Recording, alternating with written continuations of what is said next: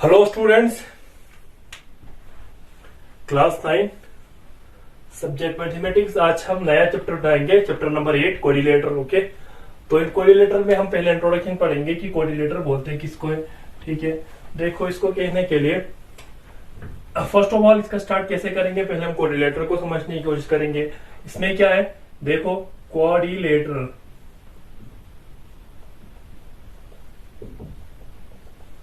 कोरिलेटर यहां से ही पता चलता है। कोड मीन्स होता है 4।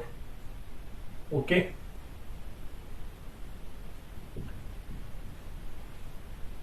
और लेटरल मीन्स हो गया साइड। तो कोरिलेटर मतलब होते वो फिगर जिसकी 4 साइड हो। और बेशक आप इसको कैसे लिखेंगे, अनक्लोज्ड 4 साइडेड फिगर। ये क्लोज लिखना जरूरी है। क्लोज 4 साइड फिगर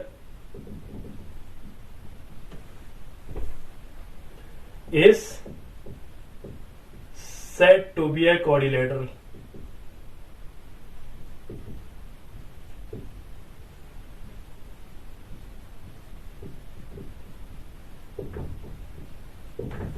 इसका मतलब है कोई भी क्लोज्ड फिगर जिसके 4 साइड हो उसको क्या कहते हैं, कोरिलेटर कहते हैं। अच्छा, मैं आपको कुछ एग्जांपल्स दूंगा कि आप बताओगे कि ये कोरिलेटर है या नहीं है। देखो, मैं सबसे पहले आपको ये फिगर बताऊंगा। अच्छा बेटा, ये कोरिलेटर है क्या? देखो क्लोज तो है, ठीक है, लेकिन इसमें साइड कितने हैं, 1 2 3। तो ये कोरिलेटर है क्या? No, it is not a correlator. Okay, तो इसी तरह एक और इस तरह से एक फिगर बनाऊंगा मैं। ये कोरिलेटर है, यस, क्योंकि इसमें 4 साइड है और ये क्लोज्ड भी है।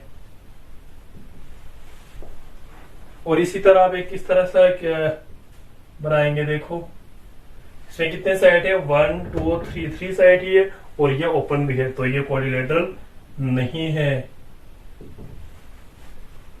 अगर मैं आपको इस तरह एक बनाऊंगा, बताओ ये कोरिलेटर है या नहीं है। तो हम गिनेंगे 1 2 3 4 साइड है, लेकिन ये क्या है, ओपन है, यानी ओपन फिगर है, ये कोरिलेटर नहीं है। ठीक है, अच्छा एक इस तरह से एक लाइन बनाऊंगा मैं, ये भी कोरिलेटर नहीं है।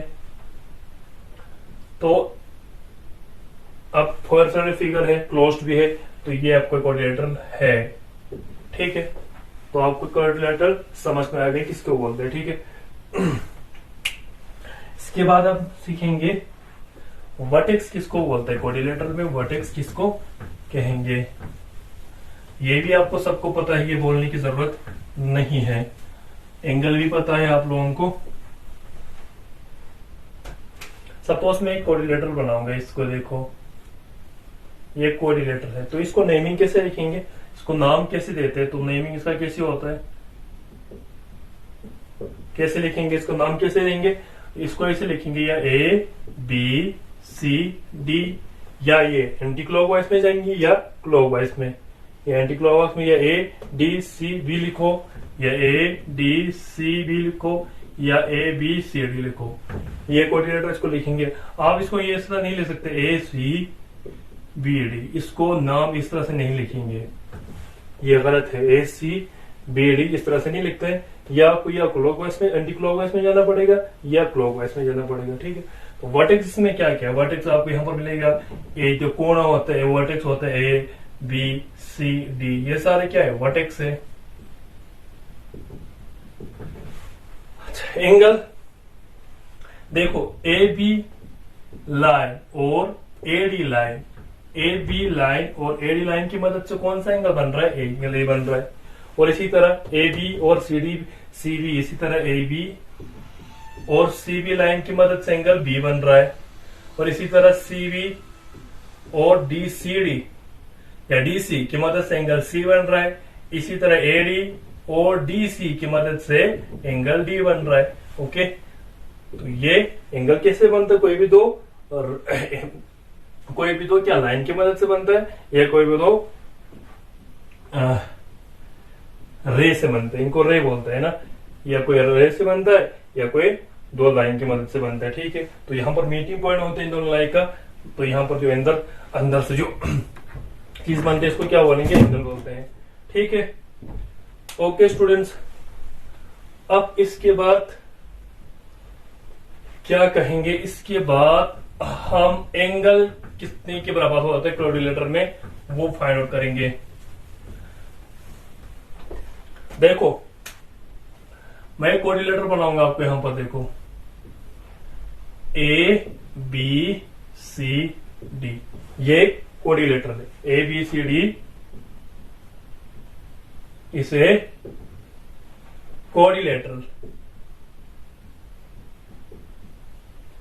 ठीक है, ये क्वाड्रिलेटरल है। अच्छा बताओ इसमें एंगल कौन कौन से, angle A, angle B, angle C, angle D, ये चार एंगल्स है किसके, are the angles of the quadrilateral A B C D, ये A B C D quadrilateral के चार एंगल्स है। अब मुझे बताओ इन चारों एंगल का सम किसके बराबर होता है। तो आप उसके लिए क्या करेंगे, आप करेंगे ज्वाइन बी डी, आप इसको क्या करेंगे, बी से बी को डी से ज्वाइन कर लेंगे। ठीक है, ठीक, अच्छा ठीक है। अब आपको यहां पर नजर आएगा बेटा स्टूडेंट्स, यहां पर ये पहले A B C D quadrilateral था, इसके बाद मैंने डायगोनल बनाया बी डी, एक डायगोनल है, यहां पर बी डी एक क्या है, बी डी एक डायगोनल है। डायगोनल क्या होता है, डायगोनल वो लाइन होता है जो किसी भी फिगर के या किसी भी क्वाड्रिलेटरल के या किसी भी ट्रायंगल के क्या करते हैं, या किसी भी क्वाड्रिलेटरल की, सॉरी क्वाड्रिलेटरल भी बेटर रहेगा कि क्वाड्रिलेटरल के एक वर्टेक्स को उसके अपोजिट वर्टेक्स से ज्वाइन करता है, तो उस लाइन को क्या बोलते हैं, डायगोनल बोलते हैं। देखो ये वर्टेक्स बी के अपोजिट वर्टेक्स क्या है, डी है, डी एंड बी इस क्वाड्रिलेटरल के अपोजिट वर्टेक्स है, और ये लाइन इन अपोजिट वर्टेक्स को क्या कर रहा है, ज्वाइन कर रहा है, इसको क्या बोलते हैं, डायगोनल बोलते हैं। ठीक है, अब इसके बाद क्या करेंगे, आपको नजर आएगा क्योंकि हमने बीडी को ज्वाइन किया, तो इसके बाद यहाँ पर आपको नजर आएगा, आपको यहाँ पर दो ट्राइंगल मिलेंगे। आपको क्या ट्राइंगल मिलेंगे, यहाँ पर दो ट्राइंगल मिलेंगे। देखो ट्राइंगल ए बी डी, एक तो ये वाला ट्राइंगल मिल गया, यहाँ पर आपको नजर आना चाहिए, ये एक ट्राइंगल मिल गए, और दूसरा कौन सा ट्राइंगल मिल गया, ट्राइंगल बी सी डी। ठीक, दूसरा ये ट्राइंगल मिल गए।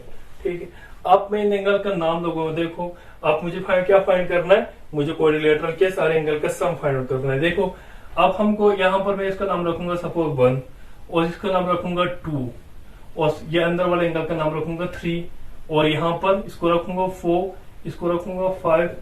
सपोज ये ए और डी को लिखने की जरूरत नहीं, ये एंगल ए और एंगल सी लिख सकते हैं। ठीक है, 2 3 4 5 लिखेंगे।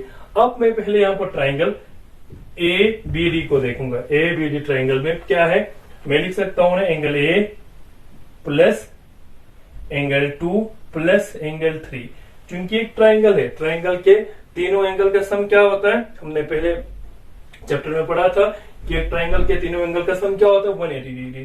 तो इसको मैं लिख सकता हूं ना 180 डिग्री। ठीक, अब इसी तरह यहां पर भी लिखेंगे angle C plus angle 4 plus angle 5 is equal to 180 degree. अब इन दोनों को ऐड कर लो, आप जरा इन्हीं दोनों को ऐड कर लो। ठीक है, तो हम क्या करेंगे, इन्हीं दोनों को ऐड कर लेंगे। क्या करेंगे, angle A plus angle 2 plus angle 3 plus angle C plus angle 4 plus angle 5 equal to 180 plus 180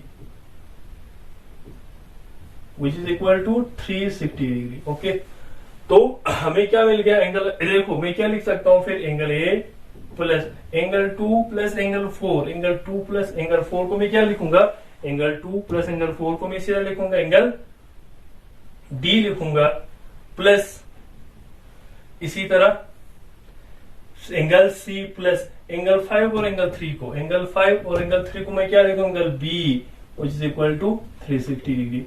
अब हमें पता चल गए कि एक क्वाड्रिलेटरल के चारों एंगल का सम अगर करेंगे तो क्या होता है, 360 डिग्री। सो हम यहां पर कहेंगे sum of the angles of a quadrilateral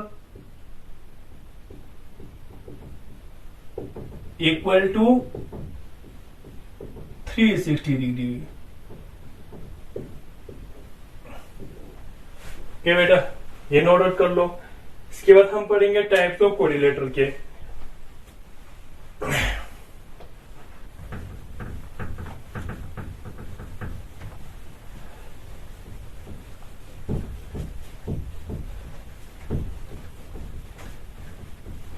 देखो types of quadrilateral, types of quadrilateral. पहला इसको लिखो आप, पहला इसका टाइप है, पहले इस टाइप का नाम लिखो एक स्क्वायर। ठीक है, देखो मैं एक स्क्वायर बनाऊंगा।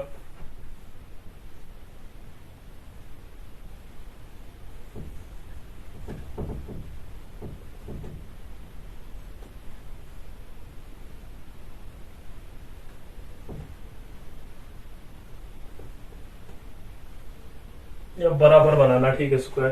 देखो इसके बाद ए बी सी डी, सो यहां पर क्या ए बी सी डी से square.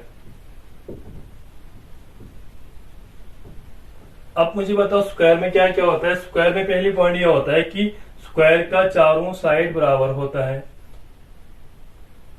A B equal to B C equal to C D equal to A D, means एक स्क्वायर में चारों साइड बराबर होते हैं।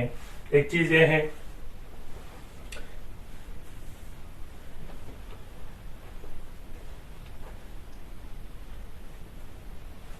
ओके बेटा। फिर इसके बाद क्या होता है, दूसरी पॉइंट, एक स्क्वायर के जितने भी एंगल होते हैं वो सारे 90 डिग्री बराबर होते हैं। तो क्या लिखूंगा, एक स्क्वायर में जितने भी एंगल्स होते हैं वो 90 डिग्री के बराबर होते हैं। ओके, इसी तरह तीसरे पॉइंट में लिखूंगा,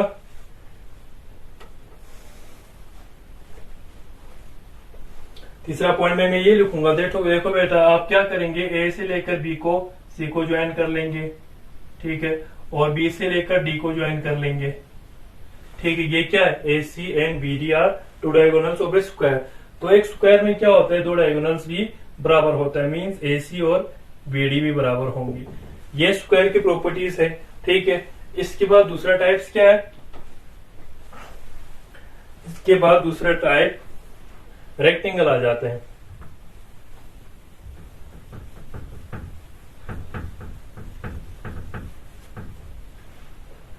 दूसरा टाइप मैं लिखूंगा रेक्टेंगल।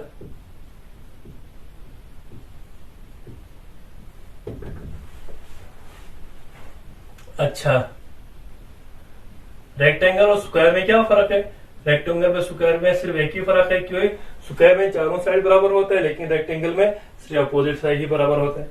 तो इसमें क्या लिखेंगे, मैं ए बी को बराबर लिखूंगा सी डी के, और ये चीजें आप सबको पता है, ठीक है, लेकिन कोऑर्डिनेटर चैप्टर में इंट्रोज में यही पढ़ना है। Okay, and A D equal to B C. ठीक, इसमें सारे साइड बराबर नहीं बल्कि अपोजिट साइड बराबर होता है। और इसे angle A equal to angle D equal to angle C equal to angle B equal to 90 degree, यहां पर भी 90 डिग्री होगा। इसके बाद आप क्या करेंगे, ए से लेकर सी को ज्वाइन कर लेंगे और बी से डी को ज्वाइन करेंगे। ओके, तो तीसरे पॉइंट क्या लिखेंगे, A C equal to B D. ठीक है, यहां पर एक नोट लिखो कि एक all the squares are rectangles and but all rectangle are not square. ठीक है, यानी कि यहां पर एक नोट लिखेंगे,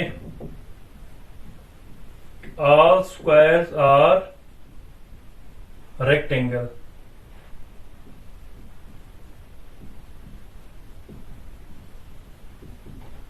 but all rectangles are not. Okay,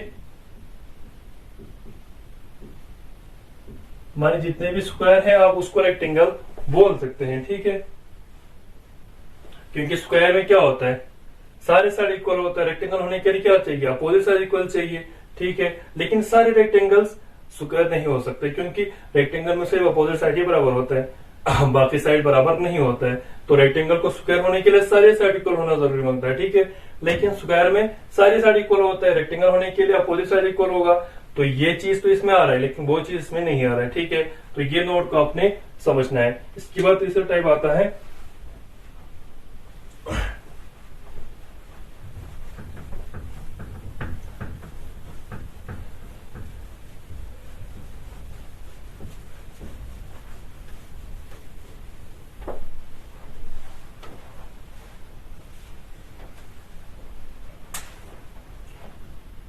तीसरा आता है आपका पैरेललोग्राम। पैरेललोग्राम देखो क्या होता है पैरेललोग्राम में,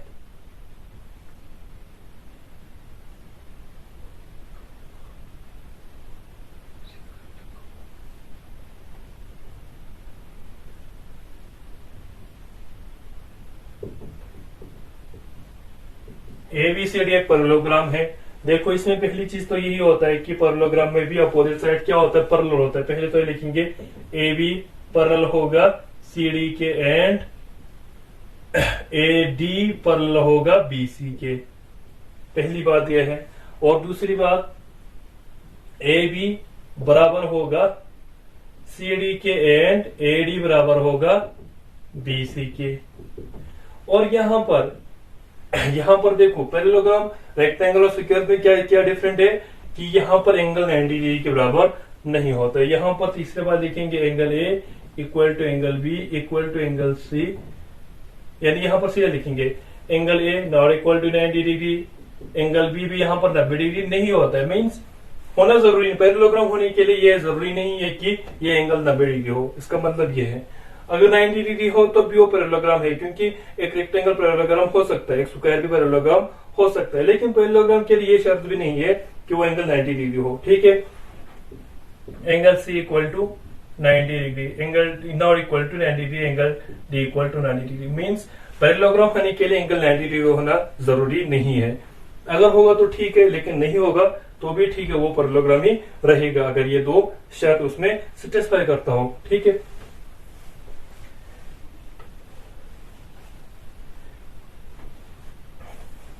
और तीसरी चीज अगर क्या होता है कि अगर मैं B से लेकर D को ज्वाइन करूंगा और A से लेकर T को ज्वाइन करूंगा, रेक्टेंगल और स्क्वायर में डायगोनल्स आपस में बराबर होते हैं, लेकिन पैरेललोग्राम में डायगोनल्स जो है बराबर नहीं होते हैं।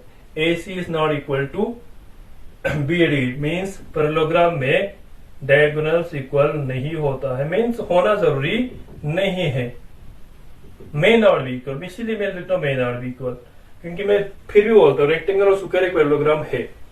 और रेक्टेंगल और स्क्वायर में क्या होता है, डायगोनल बराबर होते हैं, लेकिन पैरेललोग्राम होने के लिए यह जरूरी भी नहीं है कि डायगोनल बराबर हो। पैरेललोग्राम होने के लिए ये दो चीज होना चाहिए, एक अपोजिट साइड पैरेलल होना चाहिए, दूसरा अपोजिट साइड इक्वल होना चाहिए। इसके बाद चौथा है ट्रेपीजियम।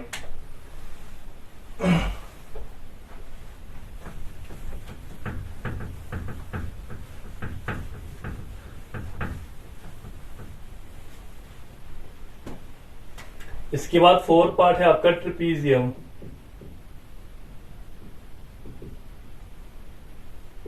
देखो ट्रेपीजियम पैरेललोग्राम के वन ऑफ सिस्टर है या ब्रदर है, ठीक है। इसमें क्या होता है कि इसमें सिर्फ एक ही अपोजिट साइड, पैरेललोग्राम में दोनों अपोजिट साइड बराबर होते हैं, लेकिन ट्रेपीजियम में सिर्फ एक ही अपोजिट साइड बराबर होंगे, दूसरे अपोजिट साइड्स बराबर नहीं होंगे, ओके।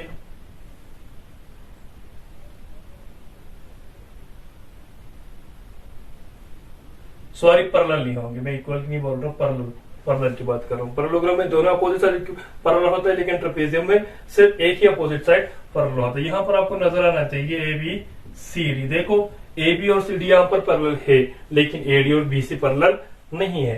ट्रेपीजियम के लिए क्या है बेटा कि एक ही अपोजिट साइड पैरेलल होता है, एंड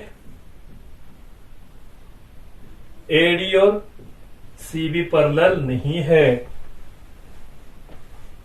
और यहां पर बराबर नहीं हो सकते। देखो ये और ये दो साइड बराबर नहीं है, यहाँ ये और ये साइड भी बराबर। ट्रेपीजियम में बराबर है तो ठीक है, लेकिन यहाँ पर बराबर नहीं है तो भी ठीक है, मतलब वो ट्रेपेजियम होने के लिए यही चीज होना चाहिए, बस सिर्फ अपोजिट एक साइड बराबर होना चाहिए, बाकी दूसरा अपोजिट बराबर पैरेलल नहीं है तो भी चलेगा, माने कोई भी एक अपोजिट साइड पैरेलल होना चाहिए, इसके बाद दूसरा अपोजिट साइड पैरेलल नहीं है तब भी वो ट्रेपेजियम है। और अगर साइड बराबर नहीं है, मे नॉट बी इक्वल, नहीं भी हो सकता है side equal. Okay, A B not equal to C D and A D not equal to B C, means opposite side equal नहीं भी हो सकता है, ठीक है। और सॉरी, मैं एक पैरेललोग्राम में एक चीज बोलना भूल गया, सॉरी, मैं पहले यहां पर लिख लूंगा वो चीज। पैरेललोग्राम में ये चीज भी आप ऐड कर लो कि पैरेललोग्राम में क्या होता है, एक चीज लास्ट में लिखना, ये पैरेललोग्राम में ये एक पैरेललोग्राम है,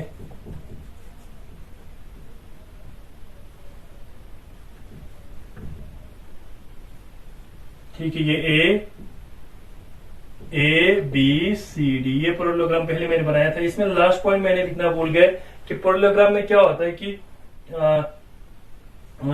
अपोजिट एंगल्स, मींस यहां पर एंगल ए और एंगल सी अपोजिट एंगल है, एंगल बी और एंगल डी अपोजिट एंगल्स है। तो पैरेललोग्राम के अंदर क्या होता है कि अपोजिट एंगल्स भी आपस में बराबर होते हैं, यानी पैरेललोग्राम में अपोजिट एंगल्स भी, ये लास्ट पॉइंट लिखना कि angle A equal to angle C और angle B equal to angle D, means एक पैरेललोग्राम में अपोजिट एंगल्स इक्वल होगा। लेकिन ट्रेपेजियम में ऐसा होना जरूरी नहीं है, एक ट्रेपेजियम में अपोजिट एंगल्स इक्वल होना जरूरी नहीं है। Angle C is not equal to angle A is not equal to angle C and angle B is not equal to angle D, means ये जरूरी नहीं है। एक ट्रेपेजियम होने के लिए एंगल्स अगर बराबर नहीं है तभी ठीक है, अगर ये शर्त अगर फॉलो होता है कि अपोजिट कोई एक अपोजिट से पैरेलल है और दूसरा अपोजिट पैरेलल नहीं है तो भी ठीक है, और अगर अपोजिट एंगल्स भी बराबर नहीं है तब भी वो ट्रेपेजियम होगा। और इसमें भी अगर आप डायगोनल्स बनाओगे तो यहां पर भी क्या होता है कि इसमें भी डायगोनल्स इक्वल नहीं होता है। ट्रेपेजियम में भी ये डायगोनल्स होते हैं, वो आपस में इक्वल नहीं होता है। तो A C not equal to B D. So इसके बाद लास्ट है रोम्बस।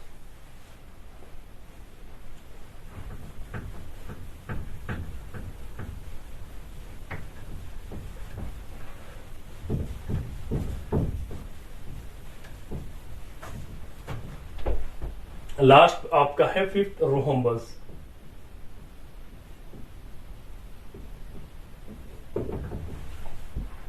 देखो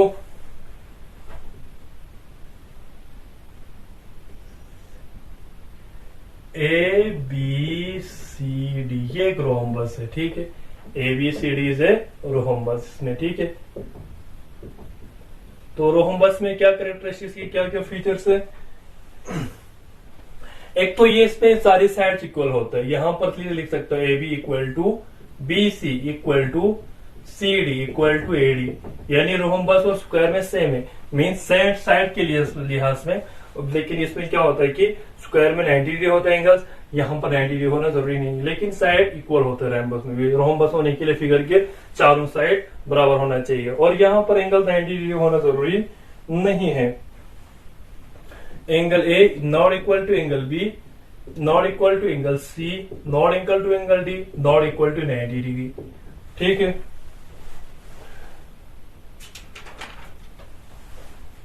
अच्छा, इसमें अगर आप डायगोनल बनाओगे ए सी और ये बी डी को ज्वाइन करोगे, इसमें भी डायगोनल्स को इक्वल होना जरूरी नहीं है। तो यहां पर भी लिखेंगे A C not equal to B D, ठीक। यहां पर एक नोट लिखेंगे, इंपॉर्टेंट नोट है, all squares rectangles and rhombus or parallelogram,